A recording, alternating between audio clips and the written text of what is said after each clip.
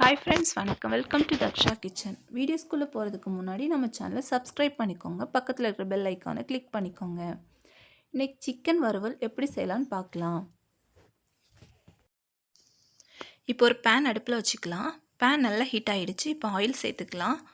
Oil நல்லா heat ஆனதும் நம்ம ஹோல் ஸ்பைசஸ் நம்ம எல்லாம் ஆட் பண்ணிக்கலாம். ஸ்பைசஸ் நல்லா பொரிஞ்சு வந்ததும் இப்போ கட் பண்ணி வச்ச வெங்காயத்தை நம்ம எல்லாம் ஆட் பண்ணிக்கலாம். ஆட் பண்ணி நல்லா வதக்கி விட்டுக்கலாம்.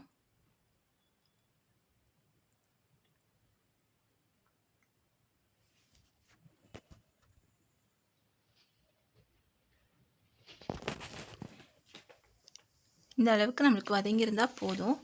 இப்போது கட் பண்ணி வச்ச ஒரு பச்சை மிளகாவை நம்ம எல்லாம் ஆட் பண்ணிக்கலாம்.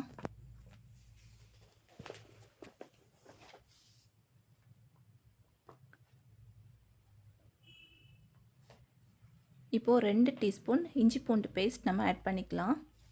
இஞ்சி பூண்டோட பச்சை வாசம் போகிறது வரைக்கும் நல்லா வதக்கி விட்டுக்கலாம்.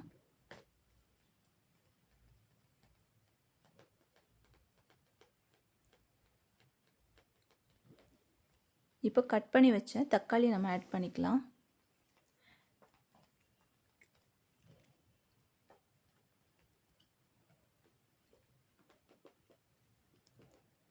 இப்போ தக்காளி வெங்காயம் நல்லா வதங்குற அளவுக்கு நம்ம நல்லா வதக்கி விட்டுக்கலாம்.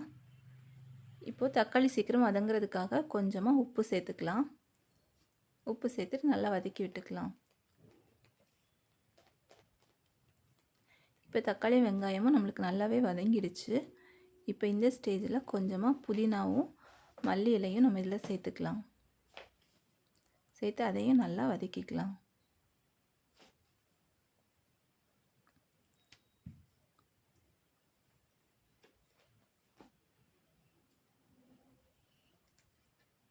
நான் இப்போ 1 கப் சிக்கன் எடுத்து அதை குட்டியாக கட் பண்ணி நல்லா க்ளீன் பண்ணி வச்சுருக்கிறேன். இப்போ அந்த சிக்கனை சேர்த்து நம்ம நல்லா ஃப்ரை பண்ணிக்கலாம். தண்ணி விடக்கூடாது. அந்த ஆயில்லையே நல்லா வதக்கி விட்டுக்கணும். வதக்கி விட்டுட்டு ஒரு 6 to 7 மினிட்ஸ் நல்லா வேகிறதுக்கு மூடி போட்டு வேக விட்டுக்கணும். இடையில நம்ம கலந்து விட்டுக்கலாம், இல்லாட்டி அடி பிடிச்சிக்கும். இப்போ 7 நிமிஷம் ஆயிடுச்சு. இப்போது நல்லா தண்ணி விட்டு எண்ணெய் பிரிஞ்சு வந்து நல்லா வெந்திருக்கு.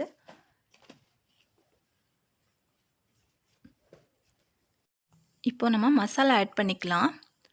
ஒரு 2 டீஸ்பூன் மிளகாய்த்தூள், 1 டீஸ்பூன் மல்லித்தூள், ஒரு அரை டீஸ்பூன் கரம் மசாலா, அரை டீஸ்பூன் ஜீரகத்தூள், ஒரு அரை டீஸ்பூன் மிளகுத்தூள் நம்ம ஆட் பண்ணியிருக்கிறோம். மசாலா ஆட் பண்ணிவிட்டு ஸ்டவ்வை லோ ஃப்ளேமில் வச்சு நம்ம கலந்து விட்டுக்கலாம். ஹை ஃப்ளேமில் இருந்துச்சுன்னா மசாலா அடி பிடிச்சிக்கும். அடி பிடிச்சிடுச்சுன்னா நம்மளுக்கு டேஸ்ட் வந்து கம்ப்ளீட்டாகவே சேஞ்ச் ஆயிரும். இப்போ நம்ம நல்லா கலந்து விட்டுக்கலாம்.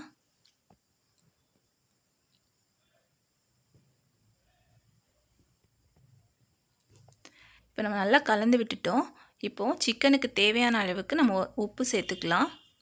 உப்பு சேர்த்துட்டு ஒரு வாட்டி நம்ம மிக்ஸ் பண்ணி விட்டுக்கலாம்.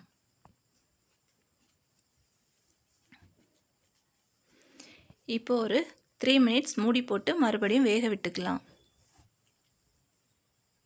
இடையில நம்ம லைட்டாக கலந்து விட்டுக்கணும், இல்லாட்டி அடி பிடிச்சிக்கும். பாருங்க, நல்லா எண்ணெய் பிரிஞ்சு வந்து நம்மளுக்கு நல்லா ரெடியாக இருக்குது. இதே ஸ்டேஜில் எடுத்து சாப்பிட்டாலும் நல்லாயிருக்கும். நான் இன்றைக்கி ஒரு 2 முட்டை ஆட் பண்ணியிருக்கிறேன்.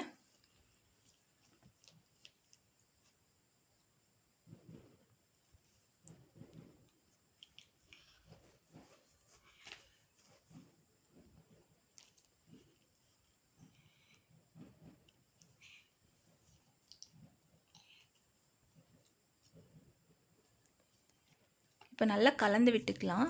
நல்லா உதிரியாக வர அளவுக்கு நல்லா மிக்ஸ் பண்ணிக்கணும், கைவிடாமல். அடி மட்டும் பிடிச்சிக்கக்கூடாது.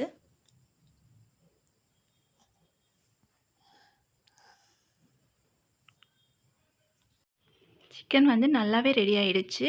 ரொம்பவே உதிரியாக நல்லா ரெடியாக இருக்குது.